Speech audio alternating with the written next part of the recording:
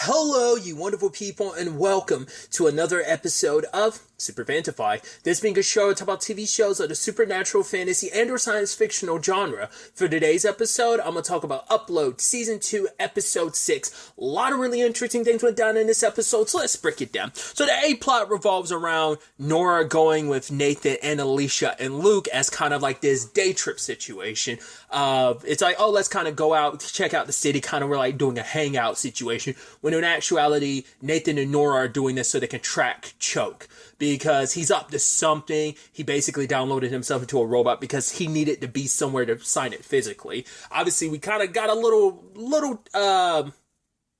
feel for his family circumstances. Obviously, him and his brother don't 100% get along, but it's also like, oh yeah, like, Dad told me not to trust anyone else. Dad also told me never to trust you, bro. So it's like he's going to sign some contract thing himself. He was also like talking about being there in person, which I was like, well, we know that the rich and powerful are planning to download themselves back into like copies of their body. But I'm assuming that's not like something you can immediately do. But this was like the interim solution, which is like, yeah, like downloading himself into a robot. And while Nora and Alicia are following him around, they kind of, throughout the episode, we end up kind of unraveling more and more about what Choke is up to. He is the whole free on thing, and it's like, well, why would he do that? It's like if it was about doing something charitable, then why go through the trouble?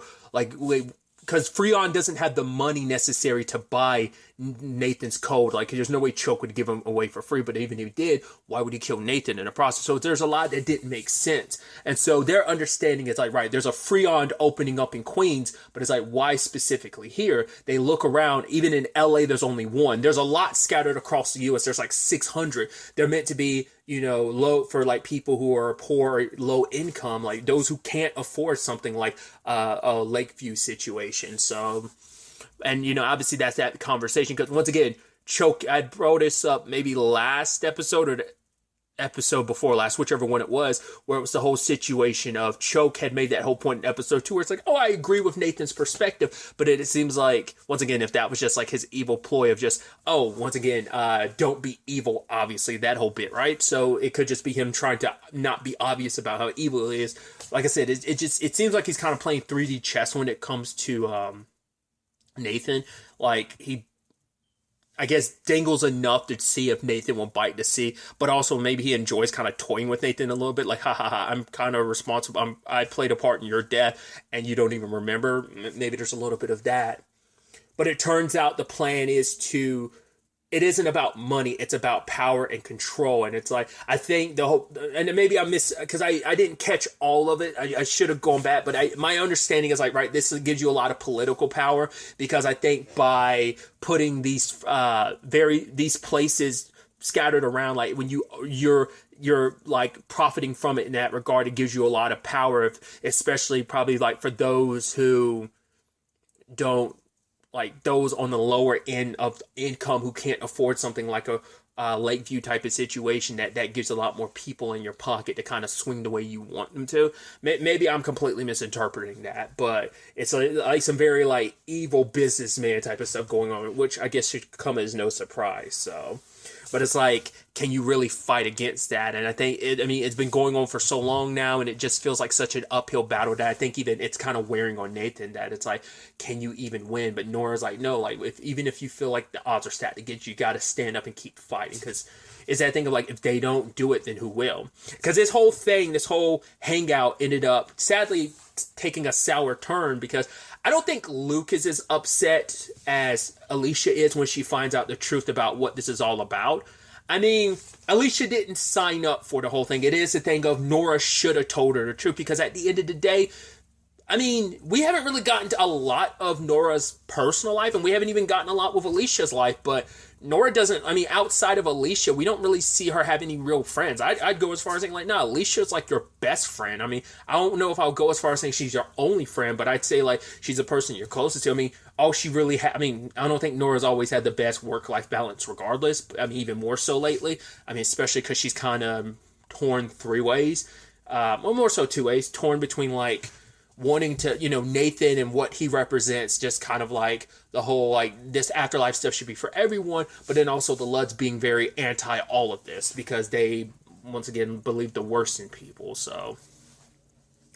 And Alicia's kind of okay with the establishment of everything because for her, she wants to work her way up because it's like, right, I have to work an extra job, maybe even extra jobs, just to kind of pay for like the crappy place I live in. But to even be able to afford like a good, decent enough place, I'd have to like work my way up. And that ends up being this old conflict between her and Nora because Nora's all about, hey, everything should be, like this is what Lakeview should be. There shouldn't be like a pay aspect to it, but it's like, well, there's not much you can do because Horizon owns like Lakeview and like they like there's no like breaking away from that, so you might as well, it's more of a tearing down the system versus playing the game that is the system. It's kind of the different perspective, and it comes down to just like their different lives of like, and Luke even tried to make Alicia feel better by being like, right, no one knows your life, no one's had to walk in your shoes, so like, because Luke's like, I'm not going to judge you, and even Alicia's like, that's actually really sweet. But she's like, yeah, but also you don't judge anyone. In fact, Mildred has said time and time again some very horrible stuff. You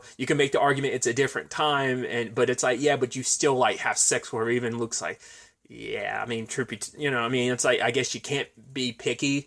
I guess it's just like, yeah, she's kind of a terrible person, but it's probably like, the sex is great though. But it's like, obviously he likes Alicia. There is more of an emotional, there's a more important connection between him and Alicia, like a more important thing about like feelings and how she makes him feel and even how he makes her feel. Whereas Mildred, it might just be pure sex. I'm sure on her part, like it's not like I'm in love, but they're just kind of like a thing. But it doesn't seem like it really goes beyond any substance other than like the physical, but. And the sad thing is, I'm curious to see in the long run what this means for Alicia and Nora's relationship, because that really got soured this episode, and I think Nathan feels bad that it kind of came to this, and also, like, once again, I don't think Luke's going to hold as much of a grudge against him. I mean, to be fair, it's like, yeah, you weren't the greatest friend at the beginning of the season, but it's like, I quickly moved on because I think kind of similar to the whole Nora and Alicia thing, I'd put, I say like Luke is the only other real friend Nathan. I mean, to be fair, like, well, it might just be like Nathan might be the only friend Luke really has because we don't really see him hang around anyone else. I mean, he has friends outside of this, sure, but Nathan's the person he's latched on to. Nathan's made friends, obviously, like Yang and other people. Like, I mean, Dylan's kind of this complicated middle ground for both him and for Luke and Nathan, but still, you get the point I'm trying to make. That it's like, they're the only people we really, really get to see them kind of interact with. But that could just be a thing of, yeah, but that's just because that's the narrow focus of the show. But outside of, like, if you got extra bits and we're able to explore things more, it probably would be a thing of, like, no, they are hanging around other people. But because of the state of, like we're getting through the story, we're only focusing on them, like, hanging out with each other type of situation. So I love when Alicia did her, those 2 points for Alicia in this episode where it's just like, first you're supposed to be showing, Luke, like, outside the window in the bus or whatever, and the tablet got flipped around to her chest, but he didn't say anything. And I love that Nathan's so focused. Well, Nathan looks over at one point in time, it's like, well, we don't have to worry about Luke overhearing us, Nora, because he's kind of focused on something else. And then later on when she shows him the routine she did in school, it was like a dance routine, and he was like, oh yeah, I missed that boat part. You might need to just kind of start it all over again and grabbing a pillow to cover up, That has been something that has kind of, it's so interesting that, Alicia made this whole point about, like, why is everyone kind of fawning over Nathan, whether it's a Tinsley or a Nora. It's like, oh my God, I have to go through this again with my temp. Once again, I guess because she does have her own avatar in Lakeview, I guess that means she isn't just a temp anymore. Maybe like she is a full employee. They haven't really talked about that since she showed up. Like, that's the last time we really heard her referred to as a temp, but maybe she still is one. But either way, the B plot to this episode revolves around Ainsley. We're picking up with the whole situation of her, like, her trying to, like, adopt a virtual baby. And obviously it's the AI guy, Tinsley, and Ivan who are kind of judging her, which is kind of like wild considering like, well, we learned so much about Ivan this season that it's like, yeah, it kind of doesn't feel like you're the right person. And she kind of calls them all out, basically using them, like comparing them to the Scarecrow, the Lion, and the Tin Man, which is so wild. But yeah, they are the deciding factor of whether or not she's able to get a virtual baby or not. And obviously, a lot about who she is doesn't bode well for her. It's like, oh, on the kindness scale, you get like a 0, you get a 1 because you're very materialistic, and you know the line between materialistic and compassion, which even did I call her Ainsley before? I'm thinking Ainsley just because I like had Orphan Black on mind. I don't know, or it might also just because like. Yeah, because it might also be because of because isn't that Malcolm's sister in Prodigal Son?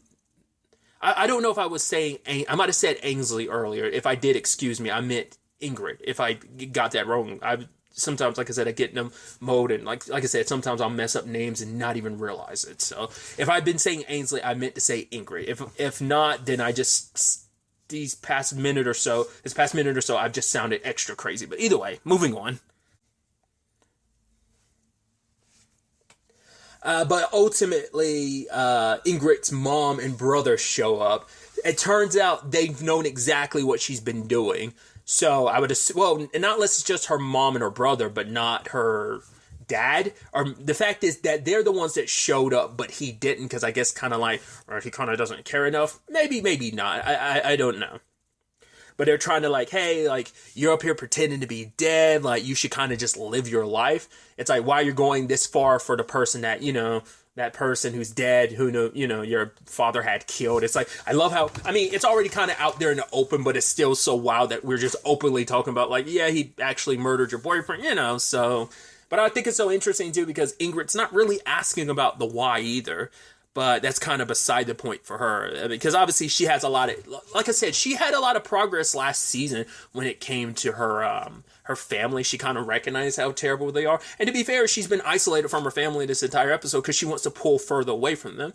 I mean, it's so interesting because, you know, she even says it to her mom, like, right, you've always treated me like I was the biggest mistake in your life. But me, I'm going to have a family soon enough. And when I do, I'm going to do better by that child. I'm going to love them and show them compassion and not feel the need to tear them down and make them feel less than. But she's also like, Ingrid, you're not my greatest mistake, and turns to her brother. And he's like, why are you guys staring at, you know, why your eyes keep darting around? And it's like, I don't know if Ingrid feels bad enough for her brother to feel bad, or it's like, well, there's a little plus side that it's like, well, at least you're willing to admit my brother's the mistake and not me. So there's a little that, or maybe there's a little pity of like, man, my brother's so stupid he doesn't realize what's going on here.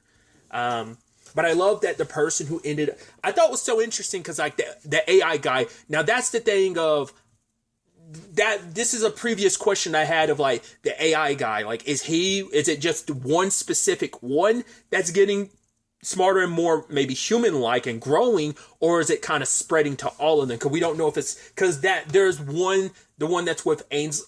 I'm doing it. So that makes me think I did say Ainsley earlier in the episode, because the fact is I almost said Ainsley again. I've got it on my mind now, so I'm extra conscious about it. Ingrid. The one that was with Ingrid, who basically stayed there, not unless he left and then came back, because Tinsley and Ivan ended up leaving because they thought something was going wrong, so that's why. Because obviously even Ingrid's like, yeah, I'm paying a lot to be here, so... Once again, I guess a lot of, maybe only certain higher ups in the staff know that she's faking it, being dead. Like, that's why I'm like, I don't know if the therapist that was seeing her the other episode, if she knows, and does Lucy know? That's hard to say. I mean, would Lucy even care? Probably not, because it's like, right, she's dumping a whole bunch of money into Horizon, so who cares? She can do whatever she wants to, you know, considering, so... But I thought it was interesting because AI, I guess because there is a little bit of that AI patient confidentiality where it's like, well, you're a customer here, so I can't like spill any of your secrets even if I wanted to. But like the point I was making is I don't know if he's the same one that visited Nathan and Luke when he was dropping off their food when they were with Alicia and Nora. But when Ingrid went back in, the AI guy talked about the fact is that he isn't going to judge her. That the fact is he signed off on her having a digital baby because it's like, right, because he's like, why are you doing this? Like, why are you pretending to be dead? And she's like, because I love Nathan. I mean, I think because for her, it's like, he's like, she does love him, and it does speak volumes that, yeah, she might not have actually gone through with it, but she still is sacrificing hours and hours of her life to keep up this ruse. But it is also because she wants to spend time with him. It's manipulative, but there is some sweetness to it. But you also have to think, well, you could just be living your life and moving on, but she refuses to, because I guess it's like she found something good and nice and someone handsome. It's like, oh, if he was an uggo, maybe she'd drop him like a bad habit. But I think when you look at her family life, it's just kind of like there's a lot of good that comes with Nathan, him and his family. Like, there's good there, and it's just a stark reminder of what she doesn't have. Once again, she didn't have her family with her on Family Day. But to be fair, they know it's not real, so that's why they're not there. So at least, like I said, the mom and brother know, but I'm assuming the dad does too. That's why he wasn't there for her. Even if she was, it probably still wouldn't be there for her. Obviously, we know he's meeting with Choke, but. And once again, that's why she latches onto Nathan and his family so much, to kind of compensate from what she's missing in her own family life. It's how I view that situation. But the AI guy is like, yeah, I signed off on it because at the end of the day, you did something very difficult for someone you love, and that doing something uncomfortable and doing it for a very long time that's part of being a parent. It's not always going to be easy. It's not always going to be rewarding. You're not always going to get thanked for it. Obviously, sometimes you have an angsty kid that will jump down your throat, but at the end of the day, like sometimes being a parent is a very thankless job. I also thought it was interesting that they crapped on her. It's like, oh, you had the shortest amount of time, but I'm like, what are you talking about? The baby rapidly aged. Like, I guess, like, if you do a better job taking care of the baby, it won't. But, like, that wasn't... Was that the beginning level, or was that the highest level? Like, didn't she go from... Wasn't she playing it on extra hard mode, basically? The highest difficulty? Because, like, the baby was rapidly aging, but maybe the justification is if she was doing a better job or something, then... But it's like, the baby rapidly aging and dying, like, that seems kind of out of her control, because the baby's just rapidly aging, so...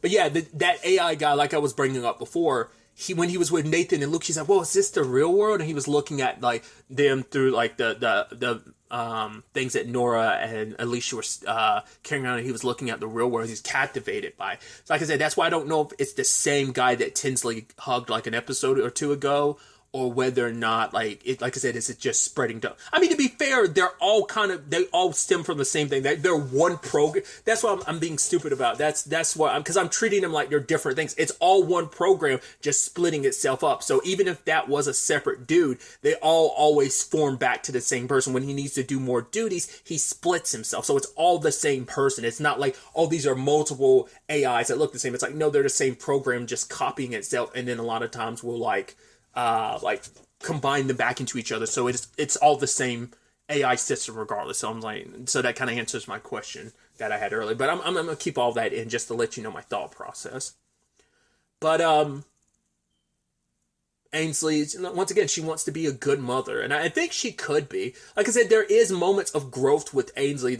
I think she had a lot of growth last season. She changed for the better, but I think a lot of it, she did take a step back, and she still kind of is, because she's also not being honest with Nathan about, yeah, I'm not dead, but it does speak volumes. She's willing to go this far for you, but she's still lying to you and manipulating you, because Nathan's also feeling indebted to her, because it's like, right, I can grow to love her. I mean, even if I don't feel the same way, because I'm not the same person I was anymore, and he doesn't want to go back to being that person.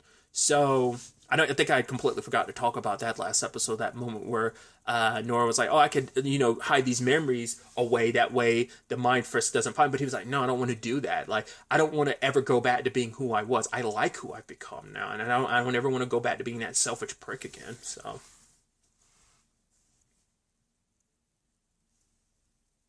It's that situation of like Ainsley and Nathan are growing. She's thinking they're growing together, where he's kind of growing more without her. She's growing with him, but not realizing that. And I'm scared, like, sad, when it's all said and done, will she backpedal heavily because of that? That's going to be the thing to watch and see if that happens. But we do find out at the end that she's growing a new body for Nathan, which makes a lot of sense. It's like, of course she would. She has the money, connection, and resources to make it happen. The thing is, like, her mom hasn't said anything. Like, oh, she's like, why are you focusing on a dead guy? So they must be completely unaware that she's doing that. Because obviously her dad would have an issue with him being brought back. It's like, well, we'd have to go through the trouble of most likely killing him again. So they definitely don't know about that. Well, I thought it was actually this sweet thing where she's like, I will be a better mother. Like, I will do things right. I won't screw up like my family did. And she's like, what do you think about the name Noah? Which is sweet because that's the name she had given to their digital child they got last episode,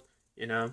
So I thought that was kind of a sweet carryover. So it's definitely going to be interesting to see where the next episode takes us. It's the season finale, so I had no idea this season was this short. Because the first season was 10 episodes. I don't know what season 3 is going to be, but I don't know if it was like, I don't know if it's like, it most likely was like a thing of production got halted for this maybe, and they just were kind of forced to kind of end it. Like, I have no idea what to expect from the season. Either it was just always meant to be 7 episodes, or they were just forced to like carry some of this over into season 3. We'll ultimately have to wait to see. Once I see the finale, we'll kind of be able to determine where things have ended up and how that carries over into season 3. But either way, I'm excited to see what the season finale has in store for us. I'm so interested to see how this ultimately all plays out and, like I said, what it sets up for season 3. But really, that's all I want to talk about. So the next time we meet, be happy, be safe, live life to the fullest, and enjoy it. Good day, and goodbye.